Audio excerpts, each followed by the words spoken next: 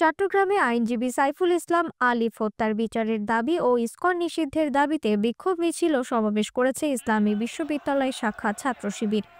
এতে সংগঠনটির সহস্রাধিক নেতাকর্মী সহ বৈষম্য বিরোধী ছাত্র আন্দোলন, জমিয়তে তলেবায়ে আরাবিয়া ইসলামী ছাত্র আন্দোলনের নেতাকর্মীরাও অংশ নেন।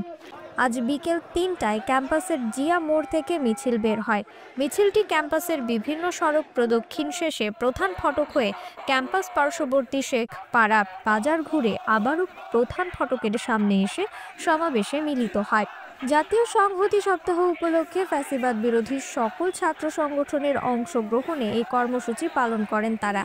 মিছিলে তারা ইসকনের কালো হাত ভেঙে দাও, গুড়িয়ে দাও, উগ্রবাদের ঠিকানা এই বাংলায় হবে না, ইসকনের ঠিকানা এই বাংলায় হবে না, তুমি কে আমি কে, সাইফুল সাইফুল, ফাঁসি ফাঁসি ফাঁসি চাই, হত্যাকারীদের ফাঁসি চাই সহ বিভিন্ন স্লোগান দেয়। সমাবেশে শাখা ছাত্র শিবিরের সেক্রেটারি মাহমুদুল হাসানের সঞ্চালনায় সংগঠনটির সভাপতি আবু মুসা, বৈষম্য বিরোধী ছাত্র আন্দোলন ইবির সমন্বয়ক SM স্ট্রিট, ইসলামী ছাত্র আন্দোলনের সেক্রেটারি ইসমাইল হোসেন রাহাত ও জামিয়াতে তলেবায়ে আরাবিয়ার সেক্রেটারি সাজ্জাদুল্লাহ শেখ বক্তব্য দেন। সমাবেশে বৈষম্য বিরোধী ছাত্র আন্দোলন ইবির সমন্বয়ক SM স্ট্রিট বলেন, জুলাই অভ্যুত্থানে হাসিনা সরকারকে মদদ দিয়েছে ভারত। যারা এখানে সমবেত হয়েছেন তারা সকলেই জুলাই অভ্যুত্থানের অংশীদার এবং আমরা একে অপরের সহযোদ্ধা।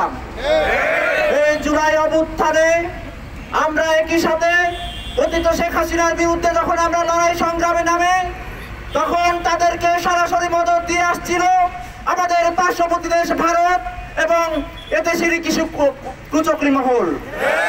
সংগ্রামী সহযোদ্ধা বন্ধুগণ, আমরা দেখতে পেলাম যখন পতিত শেখ হাসিনা যখন কোন জায়গাতেই সারা বিশ্বের কোথাও আশ্রয় পাচ্ছিল না, সেই জায়গা থেকে ভারত নামক একটি সন্ত্রাসী রাষ্ট্র তাকে আশ্রয় দিয়ে পুরো বাংলাদেশের ছাত্র সমাজ, ছাত্র জনতার বিপক্ষে অবস্থান নিয়েছে।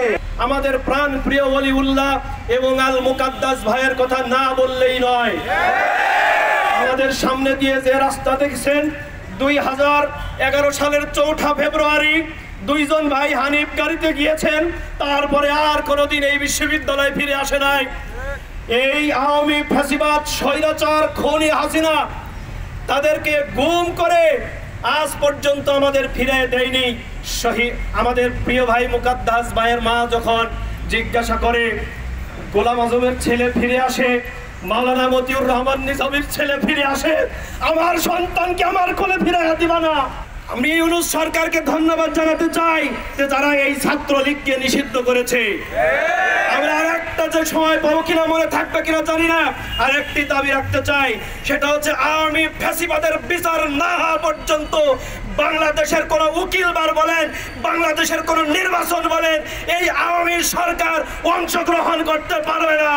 এর আগে মঙ্গলবার রাত 9:30টায় ইসকন নিষিদ্ধ ও আইনজীবী সাইফুল ইসলাম আলিফ হত্যার বিচার দাবিতে বিক্ষোভ মিছিল করেন শিক্ষার্থীরা।